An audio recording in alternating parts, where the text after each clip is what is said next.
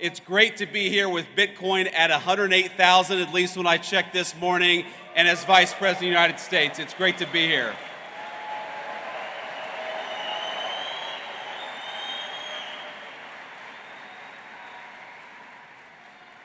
Now, you guys know I get to meet a lot of exciting people in my job, but it's been quite a while since I've been to a conference with this level of energy. I mean, hell, you guys came out here at 9 a.m. after a long night, I'm sure, in Las Vegas. You can't do that without a lot of good energy. But I promise I'm not just saying that to juice my own meme coins. But I think it's wrong, actually, to call this just a conference. This isn't a conference of people. This is a movement, and I'm proud to stand with you here today.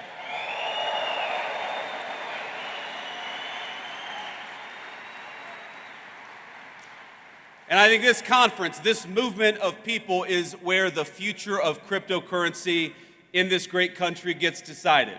So let's start by making one thing abundantly clear. That future is going to be decided by the people, by you, not by unelected bureaucrats.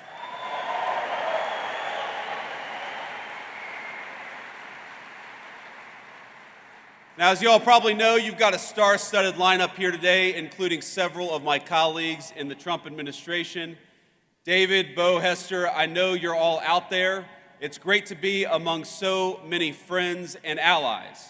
So, I want to speak for just a few minutes about a few things, and I want to talk a little bit about what we've done in the Trump administration. I want to give you a rundown of what this administration is doing on digital assets policy. But I also want to talk about some of the principles that help guide us as we develop this policy. But before that, I want to speak about why I'm personally optimistic about crypto and what it means for the American people. Now, people ask me why I tend to be bullish on the future of innovation in this country. Now, I spent enough time in Silicon Valley to recognize the difference between good tech, technology that boosts our productivity, makes our lives richer, that grounds us in the real world and complements our day-to-day lives. That's the good technology, but there's also some bad technology out there. And when it comes to crypto, I think the last several years have made it clear that we're talking about genuine, ground-up innovation, one that's already improving the well-being of tens of millions of our fellow citizens. I believe it's 50 million Americans own Bitcoin, and I believe that's going to be 100 million before too long.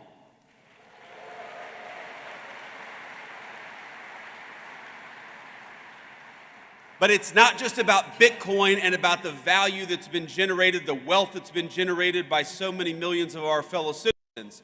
Through decentralized finance, crypto has transformed how Americans transact with one another. It's expanded access to banking for many who may not otherwise have had it. And every single day, I feel like I see some groundbreaking new use of blockchain tech, whether it's in supply chain management, whether it's in hospitals, or whether it's in changing how we track and store patients' private health records. But for each of these new forward-looking applications, I also feel like there's an incredibly value-conservative element to crypto technology, and that's as a hedge. Crypto is a hedge against bad policymaking from Washington, no matter what party is in control. It's a hedge against skyrocketing inflation, which has eroded the savings rate of Americans over the last 4 years. And as you all know well, it's a hedge against a private sector that's increasingly willing to discriminate against consumers on the basis of their basic beliefs, including their politics.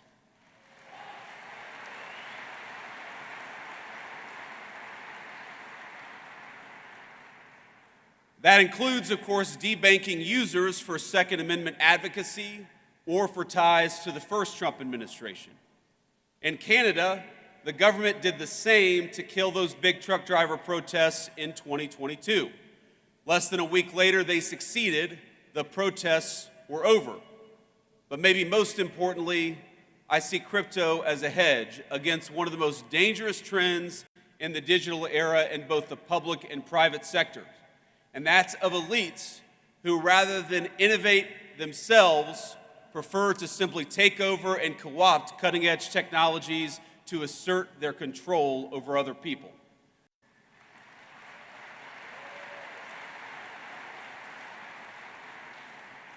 And I know we believe this in this room. That's not Bitcoin. It'll never be Bitcoin, and you guys are going to make sure that happens.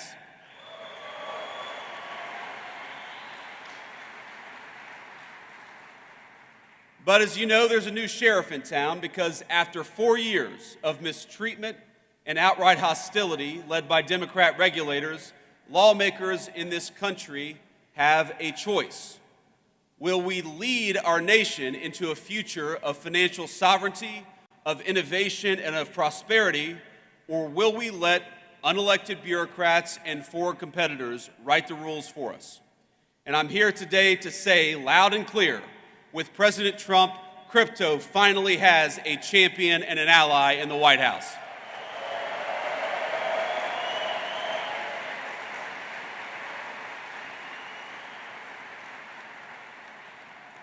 In our administration, we understand the full potential of the digital assets industry, not just as an investment, not just as a flashy technology, but as a symbol and driver of personal liberty for all our citizens. And we are dedicated to seeing that promise fulfilled. The way that we see it, the people in this room are the digital pioneers of the American economy. And that's why our administration is doing something a little unusual in Washington. We're listening to all of you as you blaze the trail of innovation. The innovators in this room are making people's lives better. You're pushing boundaries and solving problems, injecting unprecedented transparency into how we do commerce. And the way we see it, you all deserve a similar level of transparency and clarity. And most of all, you deserve respect and support from your government, not bureaucrats trying to tear you down.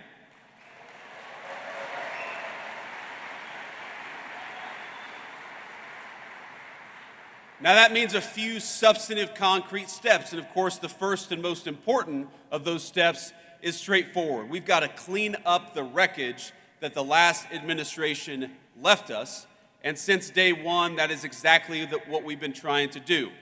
Our administration, we prioritize eliminating the rules, the red tape, and the lawfare that we saw aimed at crypto by our predecessors. We're ending the weaponization of federal regulations against this community. To put it simply, Operation Choke Point 2.0 is dead, and it's not coming back under the Trump administration.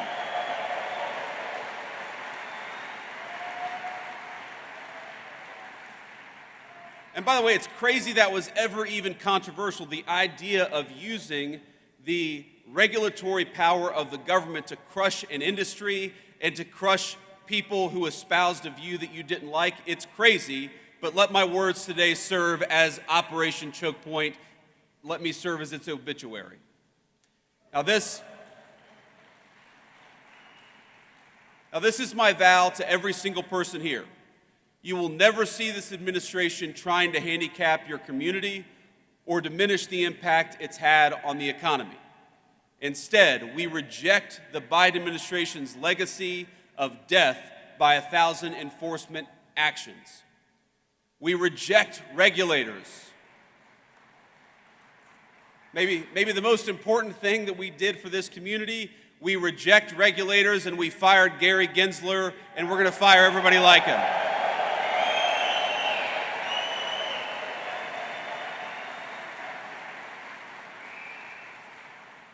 And we know that people like Gary Gensler, the game that they played is that under the pretense of consumer protection, they attacked every single effort to democratize our financial markets, and that is over. America. I grew up in a working class family. I believe that America is a place where anyone should be able to make a fortune, no matter where you grew up, what degree you may or may not have. And in recent years, I'm hard-pressed to think of a better place to do so than right here in the digital assets industry. Now, our second substantive step is we're trying to create a clear, pro-growth legal framework for stablecoins in this country. And I know we've got some solid allies in Congress. Is Cynthia Loomis out there today, or did she already go home? She already, well, you know, I was supposed to have dinner last night with Cynthia Loomis. We had a little event yesterday, and I looked around, I said, where the hell is Cynthia Loomis? And somebody said, well, she's got a dinner she had to go to. And I said, I'm the vice president. Unless she's having dinner with the president, Cynthia does not have an excuse to skip this event. But we love Cynthia, and I know that she's one of the great advocates for your industry in the United States Congress.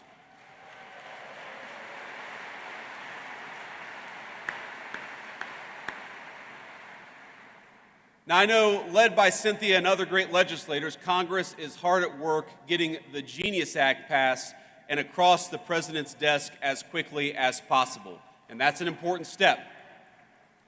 It's with good reason, because regulatory uncertainty in this country has pushed way too much stablecoin activity overseas over the last few years. Now, somebody said to me yesterday that Bitcoin has done so much over the last few years with so many headwinds.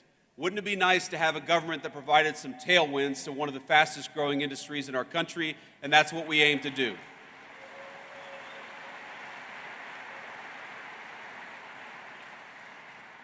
And once the Genius Act is enacted, it's poised to vastly expand the use of stablecoins as a digital payment system for millions of our fellow Americans. It'll also protect coin holders and inject further transparency into the market. And let me be emphatic on one other point. In this administration, we do not think that stablecoins threaten the integrity of the United States dollar, quite the opposite.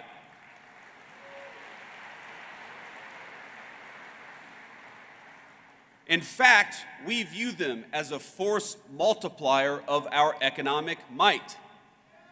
Dollar-pegged stablecoins, particularly once Genius is enacted, is only going to help the American economy, and it's only going to help the American dollar. So, again, we're optimistic that the Senate is able to move quickly on passing a clean Genius Act, and for the House to follow up and do the same. And of course, once that happens, our great President Trump will sign it into law the minute it comes across his desk. Now, when that's happened, when the administration will then fully shift to our third priority, which is to enact a transparent and tailored regulatory framework for digital assets, one that's pro-innovation and fully incorporates crypto into the mainstream economy.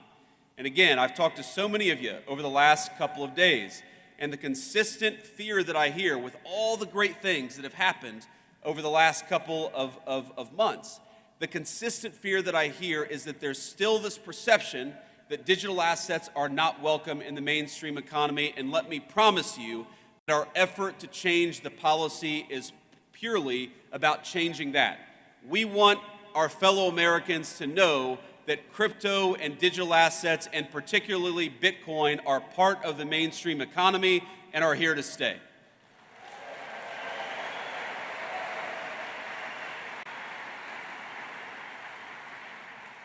Now, we think the way to do that legislatively, because again, I hope that our party is in charge for a long time, but nothing is ever guaranteed in politics. So the best way to ensure that crypto is part of the mainstream economy is through a market structure bill that champions and doesn't restrict the extraordinary value that Bitcoin and other digital assets represent. Right now, in this Congress and with this administration, we have a once-in-a-generation opportunity to unleash innovation and use it to improve the lives of countless American citizens. But if we fail to create regulatory clarity now, we risk chasing this $3 trillion industry offshore in search of a friendlier jurisdiction, and President Trump is going to fight to make sure that does not happen.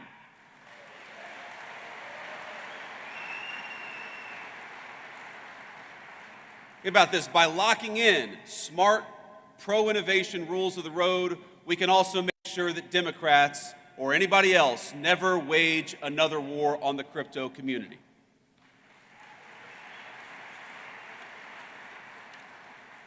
Now, I've already hit my time here, but before I head back to Washington, let me offer you just a few bits of advice and a few thoughts on where this industry is going. This is one politician's perspective, so take it for what it's worth. Maybe a little bit less than one Bitcoin right now. But Let me say a few things. First of all, I remember when I ran for Senate the first time I'd ever entered politics back in 2022. And one of the frustrations, honestly, that I had with the crypto community as a person who was one of the only people running for office who actually owned Bitcoin, and I still own a fair amount of Bitcoin today.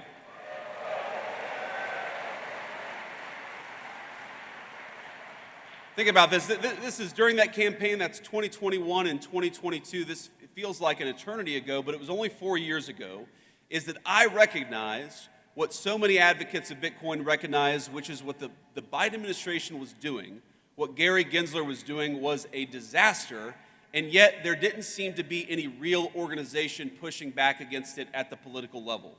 And let me say that part of the reason that I'm standing here, part of the reason that Bernie Moreno defeated Sherrod Brown in the Senate campaign last year is because you guys got organized and got involved in American politics, and I'm grateful to you for that. But there's a lesson to take from that experience, which is that unless you guys get involved in politics, politics is going to ignore this industry. Now, you took a big step in 2024, and I'll tell you, every victory that we win, it's only a provisional victory. You know, one of my great mentors in Silicon Valley always told me that, Bitcoin, that the crypto community was about exit and artificial intelligence was about voice. Well, I know that a lot of people in 2024 in this community chose voice. You chose to speak up and you chose to get involved, and I believe you changed the direct trajectory of our country because of it. But you got to keep on choosing voice. Bitcoin, of course, people call it digital gold. But while Bitcoin is digital, none of you are. None of us are. What happens in the world of politics, what happens in the world of bureaucracy, it will affect even the most transformational and valuable technologies if we don't make the right decisions. So the first piece of advice, the first thing that I'd ask you is to take the momentum of your political involvement in 2024 and carry it forward to 2026 and beyond. Don't ignore politics, because I guarantee you, my friends, politics is not going to ignore this community, not now and not in the future.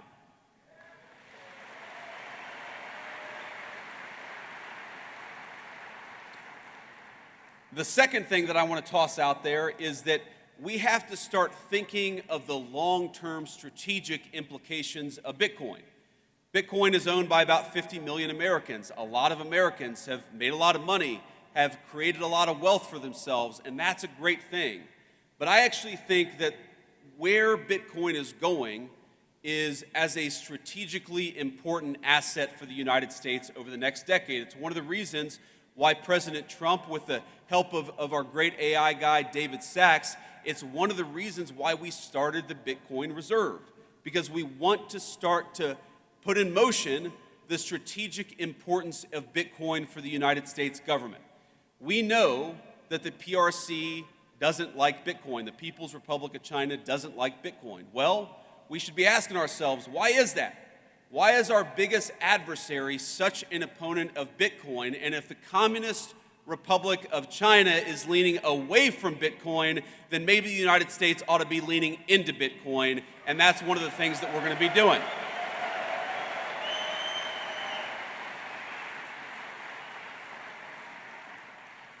But that's not a vice president standing up here and talking at you. The way that Bitcoin is involved in the strategic future of our country, that's got to be a two-way conversation.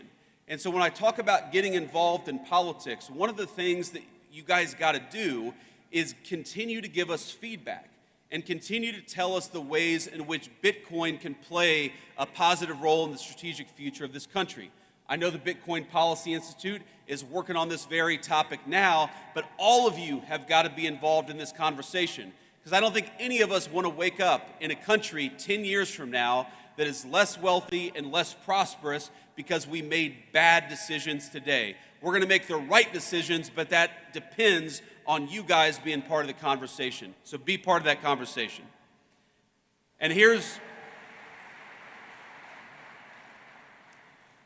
the third thought that I want to leave you with. One of the ways you hear this stated is that crypto is fundamentally a conservative or right-leaning technology, and artificial intelligence is fundamentally a left-leaning or a communist technology. Now, I think that overstates things a little bit in both directions, but there's a fundamental element of truth to it. Now, I haven't been involved in the day-to-day operations of a technology company in about 4 years since I entered politics for the very first time. But what I've noticed is that very smart right-wing people in tech tend to be attracted to Bitcoin and crypto, and very smart left-leaning people in tech tend to be more attracted to AI. Again, that's a gross generalization, it's an overstatement, but there's an element of truth to it. But what I'd ask you all is to remember that what happens in AI is very much going to affect, in good and bad ways, what happens to Bitcoin. And of course, what happens to Bitcoin is very much going to affect what happens in AI. So, while this is certainly a Bitcoin conference, and I know we're all proud of what you guys have accomplished over the last 10 years, my final piece of advice is to make sure you're keeping tabs on and staying involved in what's happening with artificial intelligence, because I don't want Bitcoin to be negatively affected by what happens in AI, and most importantly, I don't want America to be negatively affected by what happens in AI. And the best way to ensure that smart people are at the AI conversation is to ensure that Bitcoin is part of the artificial intelligence conversation. Our administration is committed to it. I want you guys to be committed to it as well.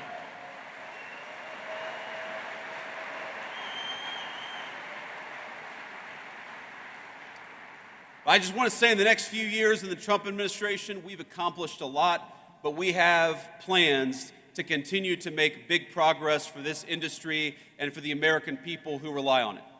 The whole of government, we're going to need your help, we're going to need your guidance, we're going to need your encouragement, and at times, yes, because this is politics, our politicians are going to need your pressure. So, have fun this week, but keep the pressure up, and we'll do great things together for our industry, but most importantly, for the cause of personal freedom and the United States of America. God bless you guys, and thanks for having me.